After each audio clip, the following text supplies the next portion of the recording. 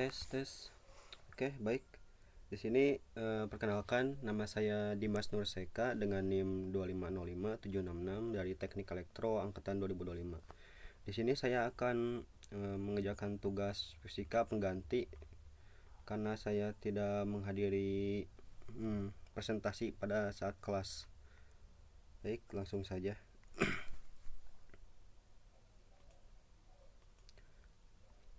Judul yang diberikan kepada kelompok saya adalah konsep fisika pada superkapasitor. Berikut adalah nama kelompok-kelompok saya.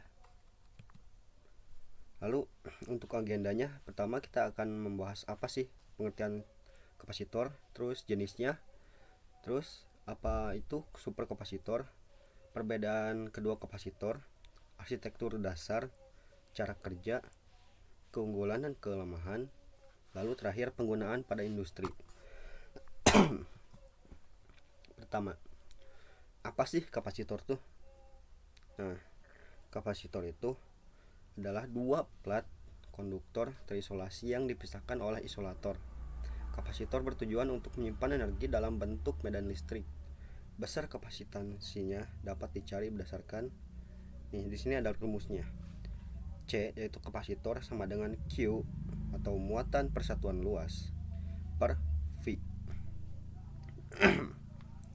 Nah, di sini kapasitansinya tuh bergantung pada luas plat dan jarak antar plat. Nah, di sini saya akan menjelaskan kapasitor itu gimana sih cara kerjanya. Sedikit aja.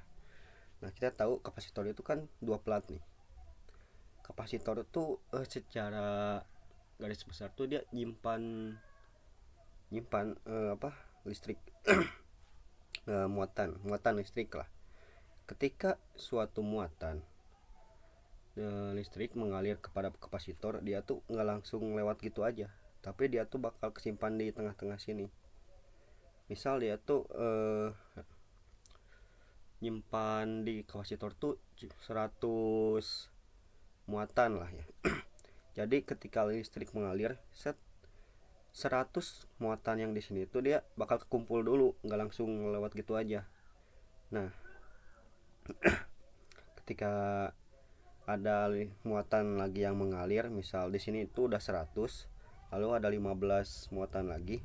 Si 15 muatan baru ini bakal berdiam di sini, lalu 15 muatan yang sebelumnya di sini bakal langsung ke sana. Jadi kapasitor tuh bisa menjaga komponen lain agar dia tuh gak over gitu. Karena dia kan menyimpan dulu nih muatan yang ada di sini, jadi gak langsung banyak. Oke, lanjut. Jenis-jenis kapasitor. Sini kapasitor itu ada cukup banyak ya, kayak kapasitor Miller, kapasitor kertas, kapasitor tantium, super kapasitor, kapasitor variabel, kapasitor elektronik dan lain-lain. Di sini untuk di kapasitor itu pasti kan ada kayak bacaan angka kayak gini kan. Nah, di sini kita dikasih tabel buat bisa baca si angka-angka di sini. Misal nih.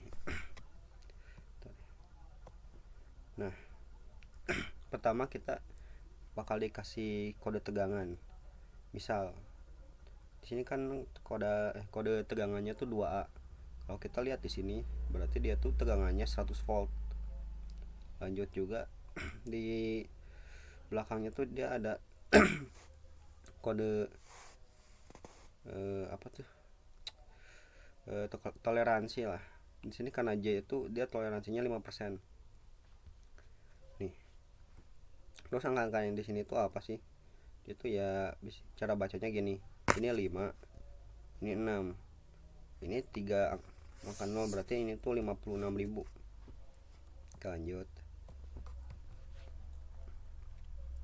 Apa sih superkapasitor itu? Nah, kayak kapasitor yang sebelumnya, kayak dia tuh emang nyimpan apa? Ya, nyimpan itulah. Nah, tapi di sini kapasitor itu bisa memuat ratusan kali lebih banyak, jadi lebih gede lah gitu daripada kapasitor biasa. Nama lainnya itu bisa disebut juga ultra kapasitor, electrochemical capacitor, electric double layer capacitor atau EDLC. Nah, perbedaan kedua kapasitor itu apa sih? Kalau kapasitor konvensional tadi sama superkapasitor, secara material antar elektronanya tuh dia beda. Yang konvensional itu isolator atau dielektrik padat. Kalau superkapasitor itu elektrolit atau konduktor cair. Jadi dia itu pakai fluida ya. Terus yang kedua adalah penyimpanan muatannya. Di plat konduktor itu di kapasitor konvensional itu dia menyimpan muatannya di plat konduktor. Kalau superkapasitor permukaan ion di permukaan elektroda. Jarak antar muatan juga beda, terbatas oleh ketebalan dielektrik untuk konvensional, dan kalau superkapasitor itu dia sangat-sangat tipis banget. Untuk nilai kapasitansinya pasti bakal beda banget ya, karena kapasitor ini tuh yang konvensional cuman paling ya mikrofarad, nanofarad hingga picofarad. Lalu kalau superkapasitor itu pasti skalanya bakal lebih banyak, sampai ribuan farad lah. Nah, di sini untuk arsitektur dasarnya, yang pertama itu elektroda material karbon berpori untuk luas permukaan besar. Ini. Yang kedua yaitu elektrolit atau konduktor cair yang berisi ion-ion plus sama minus terdistribusi acak. Ini yang ini nih, ionnya tuh. Yang ketiga pemisah atau separator, yaitu material sangat tipis di tengah yang mencegah elektroda bertemu tetapi membiarkan ion lewat. Yang ini nih. Yang terakhir itu kolektor atau plat konduktor di ujung luar untuk menghubungkan elektroda dengan rangkaian luar. Yang ini nih. Oke, lanjut. Cara kerja superkapasitor nih gini.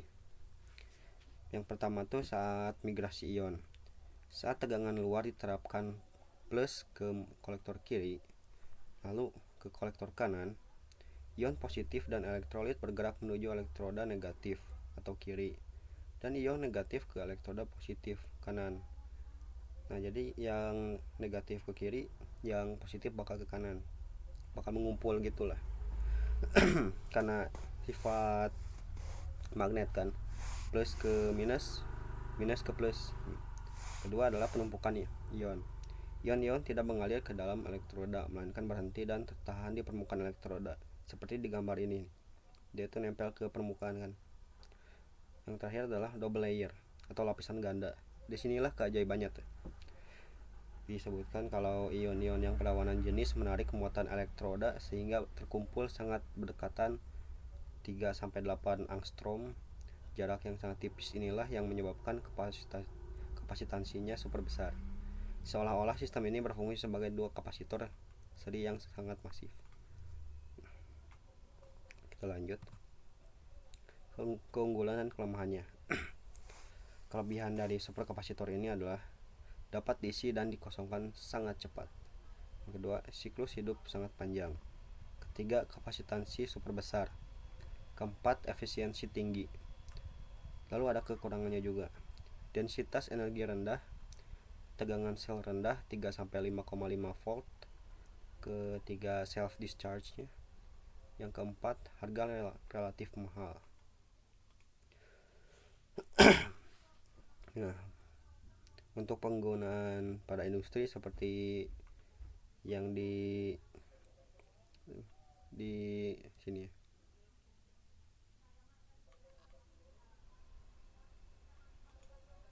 Lanjut.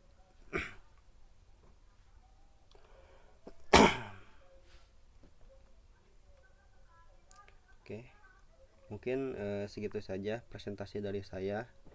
Maaf kalau saya agak terbata-bata dan kurang mempersiapkan hasil yang maksimal. Terima kasih, sampai jumpa dan terima kasih.